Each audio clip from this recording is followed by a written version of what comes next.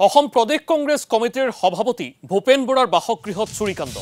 বিহপুৰীয়াৰ ভোগপুৰস্থিত বাসগৃহত এই চুৰিকাণ্ড ঘৰত কোনো নথকাৰ সুযোগ লৈ চোৰে লুটিলে কেইবাটাও গুৰুত্বপূৰ্ণ সামগ্ৰী তিনিখনকৈ গেট ভাঙিলে চোৰে আৰু এই মুহূৰ্তত আমি পুনৰবাৰ জনাব বিচাৰিছো যে ইটোৰ পিছত হিটু আসতে অপৰাধমূলক ঘটনা ৰাজ্যত ক্ৰমাগতভাৱে বৃদ্ধি পোৱা পৰিলক্ষিত হৈছে আৰু এই মুহূৰ্তত আমি ফোন লাইনত সংযোজিত হ'ব বিচাৰিছো ভূপেন বৰাৰ সৈতে ভূপেন বৰা মই আপোনাক স্বাগতম জনাইছো অত্যন্ত দুৰ্ভাগ্যজনক ঘটনা সংঘটিত হৈছে তাৎপৰ্যপূৰ্ণ বিষয় যে এই মুহূৰ্তত আমি সেই দৃশ্যাৱলী দেখুৱাইছো যে দৃশ্যাৱলী দেখি আসলে সকলোৱে তবত মানিব কাৰণ তিনিখনকৈ গেট ভাঙি আপোনাৰ বাসগৃহত বৰ্তমান সময়ত চোৰ প্ৰৱেশ কৰি বিভিন্ন ধৰণৰ গুৰুত্বপূৰ্ণ সামগ্ৰী লুটপাট কৰি লৈ গৈছে এই সন্দৰ্ভত আপুনি আসলে কি ব্যৱস্থা গ্ৰহণ কৰিছে বা আইনৰ কেনে ধৰণে সহায় কৰিছে আইনৰ ওপৰত আসলে আপোনাৰ আস্থা আছে নে কাৰণ এনে ধৰণে বিভিন্ন প্ৰান্তত আমি দৈনিক এনে ধৰণৰ খবৰ আমি জনাই আহিছো যে চুৰি কাৰ্য সংঘটিত হৈ আহিছে এইবাৰ আপোনাৰ নিজৰ বাসগৃহতে এনে ধৰণৰ চুৰি কাৰ্য সংঘটিত হৈছে ভূপেন বৰা প্ৰথম কথা হল মই কালি নিশা ট্ৰেনেৰে কৰিমগঞ্জলৈ আহিছিলো আজি ভাৰত বাংলা সীমান্তত এই ভাৰত বাংলা সীমান্তৰ কুশিয়াৰা নদীৰ যি বানপানী তাণ্ডৱ সেই টুকুৰপাৰা নয়াগ্ৰাম এইবিলাক অঞ্চলত মই বানপানী পৰিভ্ৰমণ কৰি থাকোতে মোৰ ঘৰৰ পৰা খবৰ আহিছে যে মোৰ ঘৰৰ এখন লোহাৰ গেট আৰু দুখন কাঠৰ ডাঙৰ দৰ্জা ভাঙি গোটেই ঘৰটো লণ্ডভণ্ড কৰিছে এইটো যদিও আপোনালোকে চুৰি কাণ্ড বুলি কৈছে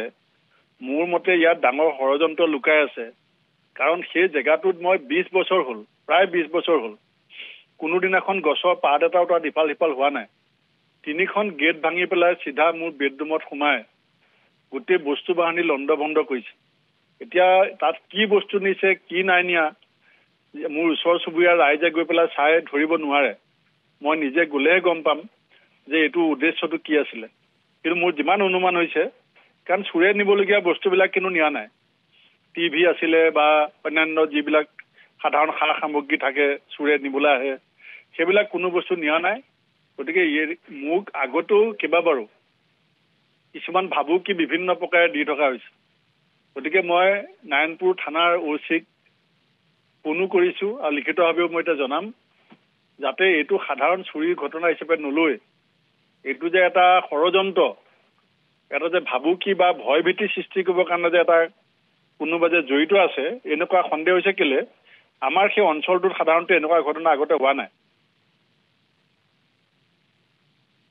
বিচাৰিছো যেহেতু আপুনি যেহেতু এই সমগ্ৰ বিষয়টো আন কোনো শক্তি জড়িত হৈ থাকিব বুলি সন্দেহ প্ৰকাশ কৰিছে আসলে কেনে ধৰণৰ শক্তি ইয়াত জড়িত থকাৰ সন্দেহ আপুনি কৰিছে শক্তি আছে আপুনি জানে চতিয়া থানা পুলিচৰ সন্মুখতে মোক মাৰি পেলাই নাকটো ভাঙি দিছিলে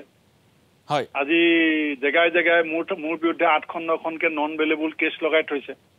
হয় এবাৰ মোক গুৱাহাটী ঘৰটো ভাঙিবৰ কাৰণেও দুবাৰ নটিচ আহিছিলে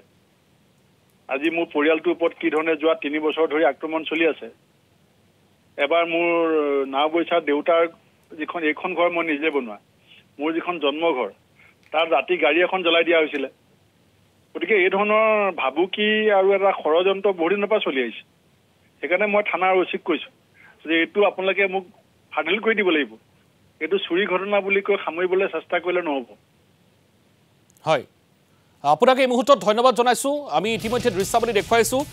যদিও প্ৰথম অৱস্থাত চুৰি কাৰ্য বুলি ধাৰণা কৰা হৈছে অৱশ্যে